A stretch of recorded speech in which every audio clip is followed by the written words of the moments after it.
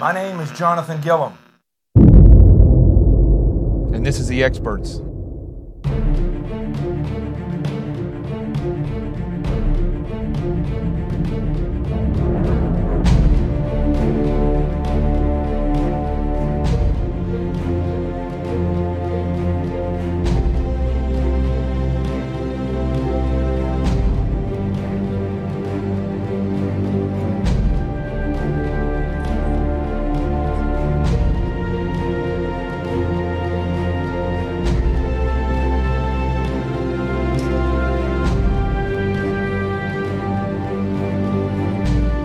This is Jonathan Gillum,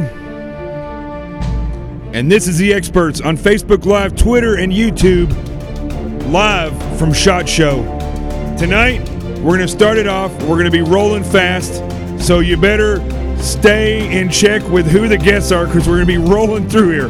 I know I'm always late getting it started, but today, we actually had a computer problem, and I have like 1,000 people here to tell you that that's what happened. So today is going to be a quick show. It's going to be a good show. We're going to talk about politics. We're going to talk about what some of the people at SHOT Show are actually doing that aren't necessarily with the big corporations. And we're going to have a whole bunch more stuff here with I love this because every day we're bringing on different Americans who are doing exceptional things. So, as always, make sure you're sharing the show. If you're on Twitter, make sure that you are retweeting it. YouTube, I don't know what we do on YouTube because I don't know who's running that whole system anyway, but for the like 20 people that are on here, thank you for that on YouTube. So let's get started with the warning order right now.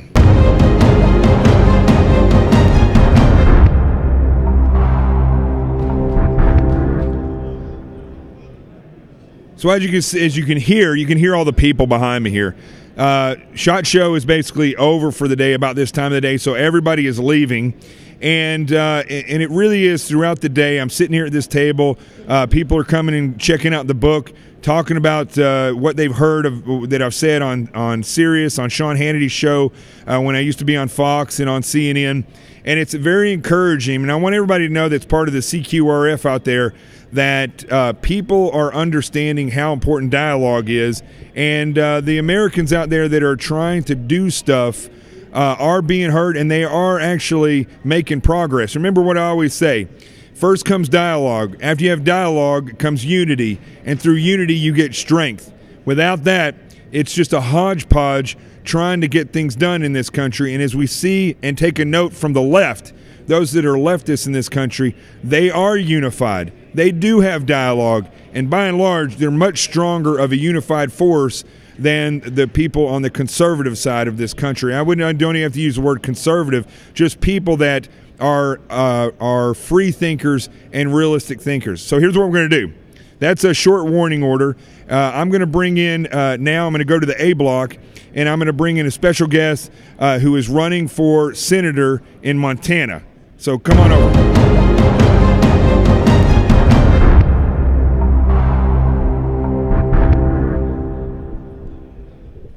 So here's what I like about Troy. First off, when you came up, you're saying the right stuff. But when you start talking about who you are, first and foremost, you're a veteran. I am a veteran. And yes. Go ahead and tell everybody a little bit about your experience as a veteran. Well, thank you very much for having me. In short notice like this is great. It's been a great show. A little bit about me. I'm Troy Downing. I'm running for U.S. Senate for the great state of Montana. And, I'm just tired. I built the American dream. I've been an entrepreneur. I've been successful. I've taken advantage of the opportunities that we all share as Americans. And it's very important to me. Right. And I was very successful in technology, amongst a few other things. And, a unique part of my story is after September 11th, I was 34 years old, had, like I said, built the American dream. I was only like 25, I think, back then. Well, I had to do something to give back. Right. I walked into a recruiter's office and I said, hey, I've got a pilot's license. I used to teach. What can you do with me? And ended up going into a combat search and rescue squadron. Did a couple of tours to Afghanistan, and it was a big part of my life. Right. And one of the things people ask me, well, why are you doing this? You don't need a job. You don't need. And that's the wrong question. Politics shouldn't be a job. It should be a service. It's a service Exactly. to your community, your state, your country. You should go there and serve. We need to send people that are relevant to being Americans, people who have made payrolls, built companies, served in the military, done something relevant. Send them there to do the work of the people, and then go home. Right. You know, it should not be. I'm tired of this political class. I want to see the end of that. I want to see the emergence of the statesman. And you know, I think it's important that we send representatives that have had success in the private sector, that know how to solve problems in the private sector, that have different ways outside of politics, outside of government for solving problems. And I think it's important that we send combat veterans, people that know what it looks like to step across that wire, that know what the cost of freedom is, Yeah. that have seen bleeding kids in the back of helicopters, that have seen, you know, things that work and things that don't work. I think it's important that our representation, you know, Congress can declare war. I think they need to know what that looks like, and I think there's too few of them that do. So I wanted to ask you, we were talking about this earlier, about the reality of the establishment politics, the people at the top. You know, we know the Democratic Party, and we can see the deep state that is leftist in this country, and really across the globe, because these are leftist globalists. Right. But the establishment of the Republican Party, I've gone all around this country speaking to different Republican groups, and they don't mimic the establishment that's in Washington, D.C. And the establishment and what they work towards does not reflect the needs of the country. Right. So the question I posed to you was, how do you think, you know, you're one man, you're going to go, you're going to win this seat, and you're going to go to Washington, D.C., but ultimately you can't do this alone. What do you call on the American people and the great people of Montana to step up and do? How are they going to get behind you? Because ultimately, if the people are not behind good leaders, they're never going to have great results. Right. No, I agree. And I mean, I'm not, you know, I'm not kidding myself. This is heavy lifting. This is going to be hard, but you have to start somewhere. You have to start with a voice. Right. And you hope that you move things forward. One of the things that I think is a big problem with the stagnation that we've seen is we send people there for 20, 30, 40 years. And I'm sorry, if you've been in government for that long, you're institutionalized. You don't know what it means to be an American. I know there's, you know, pluses and minuses on it, but, you know, I'm a term limit, you know, fan. I think that we need to start really looking at that. Right. Yeah, I think you know, even in the Senate, you know, two terms in the Senate is 12 years. You know, I've done a lot of things in my life. Nothing's ever taken 12 years. Well, you know, it's funny you say that, because there's some people who've been in the Senate and in Congress for 30 years. And imagine when you're in the military, if you were part, and there was a war going on for 30 years, and nothing that you did solved any of the problems. Right. Well, you know, if you keep doing the same thing and you expect a different result, I mean, that's insanity. Yeah. You know, you need to try something different. And I think you know, one of the things that we're seeing right now, and I think that President Trump was the start of a wave of trying something different, trying, you know, private sector ideas and successes for government problems. The biggest problem we have right now is government programs are run like government programs. Right. And you can't expect anything to change if you continue down that path. Right. And what you just said there about trying the same thing over and over again. When I was in the FBI, that versus the military, you know, the further you get away from the military, even in government agencies, the more it becomes of, let's do the same mistake over and over again and reinvent it every time we do it. Right, it's frustrating. And you know, one of the things that I like about the current administration is things are definitely different. Right. And look what's happening. Look at indicators. Look what the markets are doing, going up. Look what unemployment's doing, going down. Look what consumer confidence is doing. I mean, obviously, taking a different tact, taking different ideas, taking a different way of doing things is working for the American people right now. And I think that's the beginning of a wave. And I think we need to start sending more people that have those kinds of skills outside of government. Right. Listen, I know you got to go. I would love to have had this a lot longer, but you got to get out of here. So. What is a last message that you want to give to the people of Montana for why they should vote for you versus the incumbent? Well, let's take our government back. John Tester has been horrible for Montana, horrible for America. Let's send a combat veteran, an entrepreneur, a business leader to start representing, move us into the next era. And I would love your support. Follow me at troydowning.com or on Facebook at troydowningmt. And you know, let's take this back. Yeah. All right. Listen, good luck, and thank you for your service to this country and for the continued belief in service. I mean, that's the key to this. Is belief in service. That's the name of my campaign, Called to Serve. You got it. Thank you very much, Troy. You got it. Troy Downing, ladies and gentlemen, running for senator in the great state of Montana. Take care, guys. We're going to switch now, and we're going to start talking about some of the people that are vendors here, or people that have products here. And let's go to the B block, and we're going to come back with my good friend, Jody. Is it Mackey? I love that. Okay, let's go to the B block.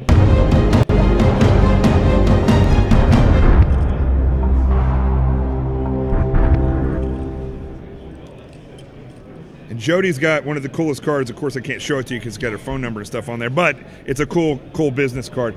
So tell everybody about what you do and why you are here from SHOT Show, but start by telling people about what you used to do and how you've transitioned now into what you do. I used to have an alternative health and wellness center in Minnesota before I came to the East Coast, actually. Right. And so that's where I'm based right now. And now I own a firearms training academy, and the company is located in 14 states. And we train people to be instructors. I train a lot of Homeland Security, FBI, law enforcement and military, and then I also do all of the concealed carry and permit classes. But we also have a personal safety training division where we're training people on personal safety in general. Those people that can't maybe have firearms either at their jobs or at college campuses, where personal safety is really a priority. So my goal right now is really to decrease crime statistics. So again, you're a person that has a love of country, and you're picking parts of the country where things need to be modified and things need to be fixed. Have you always been somebody who was service oriented, even though you're doing things that are business? They're in the service type of mentality, and understanding where the problems are and going and trying to figure out a way to fix them and make a profit from that. Has that always been service kind of been something that's important to you? Yeah, it really has. I always have a mission. I like that. So there's always a mission. It's not really about me. It's about helping others and how can we do that. Right. And within this particular industry, I see so many opportunities when we look at the increased crime rates. Mm-hmm. And people just don't have the awareness, and they don't think it's going to happen to them. And so what can we do to really help them be more prepared, and especially at the college level? Right. And I'm now going to be doing a concealed carry class in Virginia at the University of Mary Washington, wow, which is really exciting, and they're allowing us to do it on campus. Unfortunately, they cannot carry on campus, but I'm able to do the concealed carry course coupled with personal safety strategies, mm-hmm, which is really exciting, and so we're really happy to be able to be there. And how many people they think are going to be there for that? We don't know yet. We're just starting to get the marketing out right now, but we're working out a really good price for them, so we hopefully get a lot of volume and they have the opportunity to be exposed to it. Well, we may have to talk offline about Sheep No More and the Art of Awareness and Attack Survival coming down there and assisting you in this. That would be something that would be, I don't know if you'd be interested in that, but this book is something that should be in the hands of every college student, because if they learn how to shoot, if they learn how to fight, but they don't know how to forward think where the attacks would come from, who would attack, why they would attack, how they would attack, when and where they would attack, they're still going to be caught up in the attack. Right. That's what the book is all about, is trying to give people the ability to look at things from an attacker's point of view. So let me ask you this: when it comes to since you're now transitioning to where you're training people about firearms, concealed weapons carry, all these different things, I would say that you're somewhat of an expert in this field now because you work in this field. So I know the answer to this, but for those people that are out there that are saying, okay, this show is called The Experts, how does one stop a bad guy with a gun? What is the best way to stop a bad guy with a gun? Go ahead, expert. It's a good guy with a gun. Right. Or a good woman with a gun, right? Actually, women are way more accurate than men typically, so it's probably going to be the woman that hits the bad guy. I think guys prove that every time they go to the bathroom in the urinal, that the women are way more accurate. I don't know where that shouldn't have said that, but anyway. When it comes to dealing with, like in Virginia, is going the way of California, Colorado, Texas, Tennessee. Virginia's becoming liberal from the top down. How do you deal with, and what are you seeing with the people when it comes to their desire to learn more about this stuff? Is it reflecting the politicians and the leftist politicians and their efforts to make people think that carrying a weapon is bad? I actually find that the more restrictions that are put on the permit processes and the more stress that's added to the idea of potentially buying a gun or being able to carry increases people's overall desire to do it, because now they realize that it may be taken away from them, and where they may not have made it a priority before, they are now. And Maryland is one of those examples, because Maryland requires a permit to buy. And so there are people that never imagined that they would have a gun that are now taking those courses, and I teach them on a regular basis there. And there's a lot of people that are wanting that. A lot of people. A lot, yes. And people that you would never expect, and they never expected it for themselves, but have decided to make that move. And the other thing also is seeing the increase of crime within either their own neighborhoods or other things within the news, and they're just starting to feel more of that desire and urgency to make it happen now. So what's the next step for you in this? I mean, where do you see your company going? You're here. There's giant companies that do what you do, and you're a smaller company. Where do you see yourself progressing in this, and what's the game plan in competing with these larger companies that do this type of stuff? I don't really think that there's competition. I have a different view. I think everyone has their own niche in their own way, and I have my own mission and passion about ultimately making an impact nationally in terms of crime. And I have the ability to do that in a lot of different ways because I have a very comprehensive approach to my training. So it's not just about the gun, it's about personal safety. And what does that look like? And it looks different for different people. And different states have the ability to either have it or not have it. And when I talk to these people within Maryland in particular, Baltimore, and some of these cities where crime is continuing to increase, nine shootings in one block radius and a woman with a gunshot through her home isn't allowed to conceal carry in the state of Maryland. So some of these things are issues, but overall I have a training platform for marksmanship for high-level agencies because I find that the fundamentals of shooting are not really properly trained on a regular basis to those agencies. I also have a domestic violence app and website that I'm trying to launch nationally and partner with some really large organizations to help people get out. And I really have also the corner of the market in terms of the college campus education, because we have a different type of platform that can incorporate really a lot of different modules that are not being trained as well, that are more life skills as well as things that you do and advocate for. And so there's just really a broad perspective here. Wow. And how has your experience at SHOT Show been? Is this your first one? It is, actually. I've tried to come multiple times, but my schedule's never allowed, so I've been really excited to be here. And I've met so many amazing people, and I've been looking for a manufacturer for my concealed carry line as well. And so I'm hoping that some of these contacts will turn into that, so that next year I can be here with that as well. We got a whole team of guys over there that can model for your any type of concealed weapons carry. That's awesome, because we'll totally have a big fashion show. I'm all about that. That's right. I have a fashion company too, so we can do the fashion show. We've got models. We're good. Models. Yeah, look at those guys. Strikingly handsome. Yes, perfect models, supermodels. And our Amish model right over here. He's a Marine, Amish Marine. That would be a good selling point for the fashion show. Can't have any buttons on that, or any zippers, only buttons.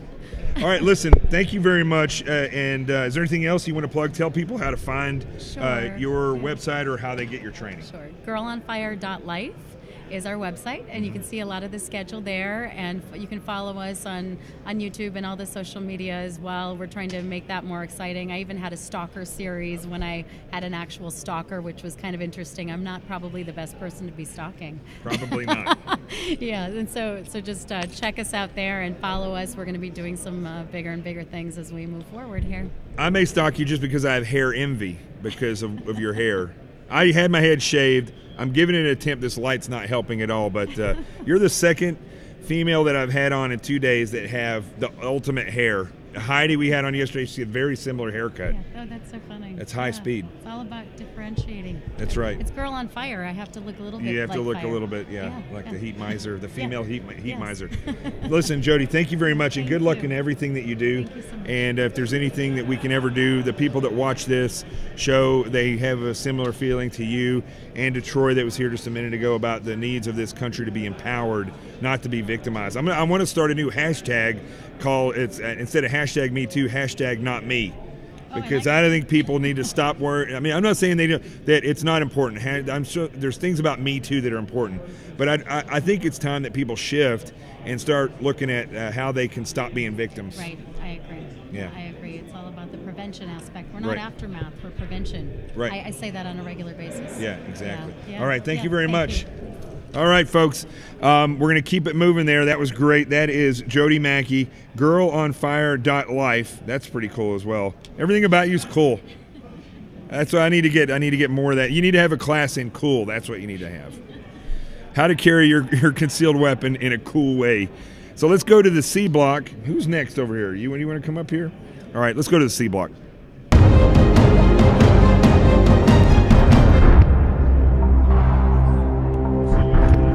All right. John, how do you say your last name? I don't want to butcher it. It's Sobieski. Sobieski. So tell everybody about yourself, what you do. I know you got a David Webb voice going on right now. It sounds like you've lost your voice. Oh, I always lose my voice. Yeah. But and David Webb has a great voice. Yeah. It's like this. And I do a couple of things. I do a lot of gunsmithing. I help sell guns. I also own a HVAC company in Albuquerque, New Mexico. Yeah. And it was a pleasure to get to meet you today. Kind of a hero. I like your political stances and a lot of the commentary you do. Right. And also, I think that the book you wrote's an important book. Yeah. Hey, listen, it's interesting having people when they come up here. Next time I'm going to bring 2 microphones, so I don't have to do this back and forth. But I didn't want to bring another microphone at Spirit Airlines. I was afraid they're going to charge me for it. Don't ever fly Spirit Airlines. I am not giving them a plug at all. It's horrible. But it's interesting because everybody that's come up here and recognized me or my voice and stuff from the different shows or from this show, the one thing they keep saying is that they love the fact that I speak the truth. And it's kind of a sad statement, actually, because there's very few people that seek out the truth. They just seek out fame, fortune, or the narrative. Yeah. It's what we're seeing day in and day out. Well, you see that, and you do speak the truth, but I think that, like, your biggest contribution and what you're doing right now is more in your book. Yeah. Okay, and I what you agree. do with that. That's way more important. I mean, yeah, the political stuff and the political, arguments. Right. They make sense, but let me tell you something. I have a wife and 2 daughters, and obviously I care about them very greatly. Right. And my 2 daughters are 16 and 20, and they're part of this generation, this millennial generation that we're, honestly, and you've seen it, this is them. Right. With the phone in front of them. What's funny about that phone as well is it's a smartphone, but the more people use the smartphone, the dumber they get, and the more they don't use it to find out information and to do research. They use it to validate the feelings that they have by looking up people that tell them what they want to hear. Exactly. Yeah. Exactly. But what I want them to do is I want them to start getting an awareness of the surroundings around them, an awareness of the potential dangers out there in the world. Right. My daughter's about to graduate from college. She's going to graduate a year early. Mm-hmm. She's going to go on. She's going to be a teacher. And you know what happens in schools. I mean, there is always that possibility that she could get into a situation where you have somebody come in. Well, your book shows people how to take care of that. Right. And so, I came and I got copies of them for every one of them because I want them not only to read it, but I want them to own it. I want them to watch it. And I want them to start understanding that, like, your personal safety is your responsibility. And you get that. That's the key. That's the key to all this stuff. Thing. It's the same thing where if you want to start a business, that's your responsibility to figure out how to do it and to do it. The government, unfortunately, makes it more difficult. But in the case of dependency, we've been taught over years that it's not appropriate for you to stand up for yourself, to forward think things. They almost call it vigilanteism when you try to forward think things and have a gun in your home so you can protect yourself, so you don't have to call the cops immediately. They preach against that instead of for that. It's the craziest thing. Well, it's ridiculous. Yeah. Police officers are too heavy to carry, and they're not there. Right. Your job is to take care of yourself and your family. Right. It's not about oh, well, the government's going to take care of us. The government's going to be there. They're going to be the ones that secure our safety. You know that. Right. I mean, in your time in the FBI, largely you're reactive. We are reactive. That's very little that the FBI does where they go out like a law enforcement agency, like a police department, where they go out and actively look for crime. It's mostly reactive. Let me ask you, so why are you here? And then tell me a little bit about what you do. Well, why I'm here is I like to keep on top of the firearms industry. Right. I'm a competitive shooter. Yep. I like to see the new equipment. Let's face it, this is the biggest toy show in the world. Right. And you're a retailer? Are you a dealer, a gun dealer? Yes, I actually is one of my sidelines. Right. I work for a retailer in Albuquerque, and we sell to mostly competitive shooters right. and friends of friends and stuff like right. that. It's on my main line. Right. And, Gotcha. I'm an HVAC contractor. Gotcha. But let's face it, I love firearms. That's and good. I love shooting. That's a good love. But listen, I want to thank you because one of the things after talking to you today that a lot of people that watch this show, as always, it's something that fills my heart is that people are people that are patriots. They serve this country on a daily basis. You don't have to deploy overseas to serve. You serve this country by being a patriot, by having good kids, raising good kids to be good adults. I mean, that is something that for me is why I serve, so that I can provide the freedom for people so that they can raise other good people. So I want to thank you for that very much. Appreciate and that. I want to thank you for the support that you've given, especially with this book. I appreciate it very much. Thank you, sir. You got it, buddy. All right, guys. We got one more guest here. You don't want to go? Okay. I know she's coming on. So let's go to, well, we already did on my block, so I'm going to bring her on anyway. Come on in here. Now, this is funny because Brandy and I are, well, I don't know, we may be related. We might be. We both have the same last name, and there's very few Gilliams, and you had relatives in Arkansas. I did, yeah. So I'm pretty sure we're cousins or something. Right? Well, I usually wear a shawl like this, so that's the other thing. It's just totally crazy. You can borrow with it a sombrero. Anytime you can borrow this. So tell everybody why you're here, because I think it's very interesting about this cruise. I am here to promote the Second Amendment Freedom Cruise. It's never been done before, and I've been involved in this industry for quite a while. I'm a veteran of the Army and served as a broadcaster, and I've been coming for years. And a few years ago, I just thought, why don't we get together and have a cruise? Who doesn't love a cruise? Yeah. And when you can and be guns, with guns and beaches, that's like that's the right. ultimate thing. Yeah. So I thought if we can put together a cruise, get a bunch of awesome people like Jonathan to come and train us and teach us. So we're on vacation. We're having a few hours of training in the morning, beginner to expert type classes, and then we're on the beach in the afternoon, and then we're having a party together that night. You're able to network with people, and coming to SHOT Show, you meet so many amazing people, and I think I don't want it to end. I want to keep hanging out with these people, but on a little more relaxing basis. Right. That's interesting. And what is the, well, first off, what is the response been from people? And secondly, how do people find out about it?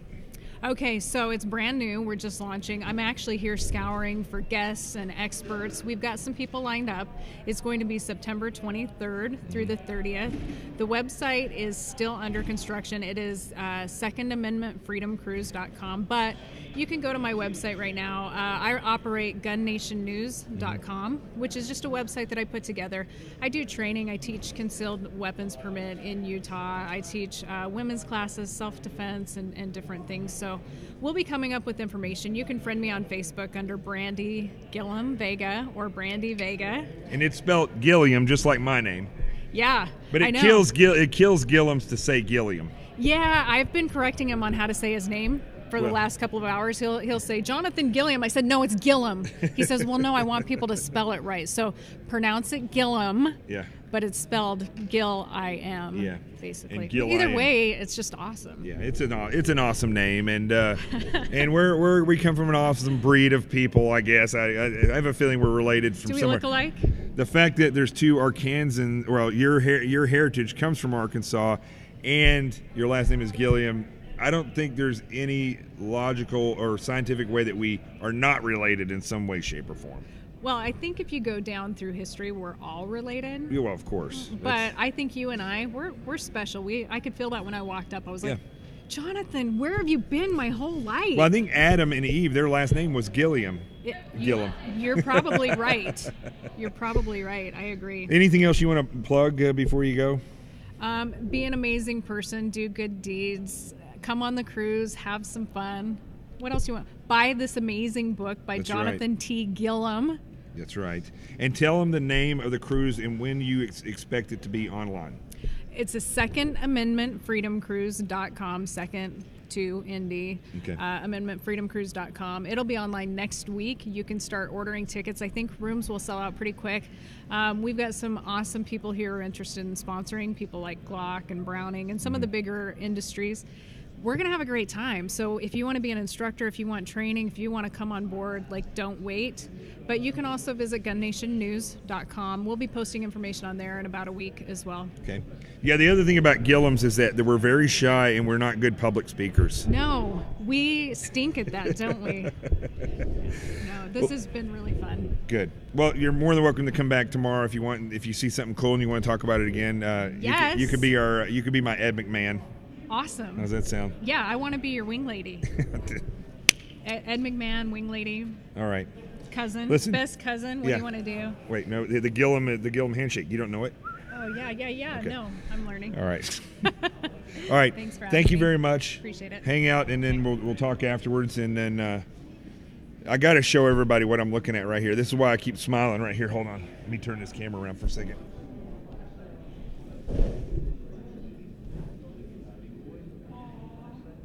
Look at that. That will bring a smile to your face right there. Relaxed. Hi, Cody. Hi. What are you doing? Oh, my goodness. All right, so I think I got the camera back right. All right, so let's go to the Truth Zone. I'm going to wrap this show up. And as you can see, it's clearing out here in the hallway. Security's going to come throw me out here in a minute. So let's go ahead, go to the Truth Zone, and wrap this up.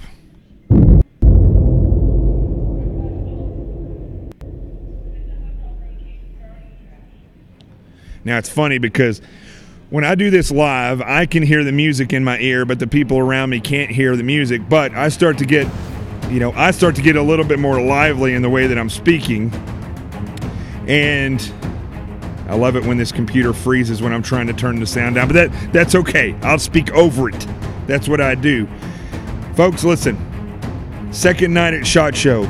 Hung out with David Webb this morning on the radio. You might have heard me. I was with Sean Hannity at 5 o'clock. I did Newsmax right around that same time. What you're seeing at SHOT Show it transcends guns. It goes into the realm of American exceptionalism, the Second Amendment, constitutional rights that were granted to us by God through the Constitution. And when you see the amount of people that not only believe in the Second Amendment, they make a living off the Second Amendment. They employ people through the Second Amendment. What you see is exactly what the Founding Fathers envisioned in this country.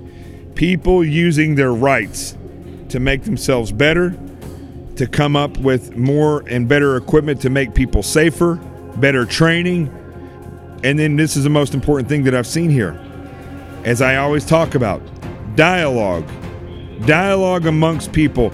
I hear more people talking about politics than I do about guns on a daily basis when I'm here on a minute-to-minute basis. People are discussing the reality of what's going on in this country. And there are literally tens of thousands of people here having these discussions. This does exist, folks. It exists. A world in which, or a nation in which you can have dialogue on a large scale. Yes, SHOT Show is the reason why people are here.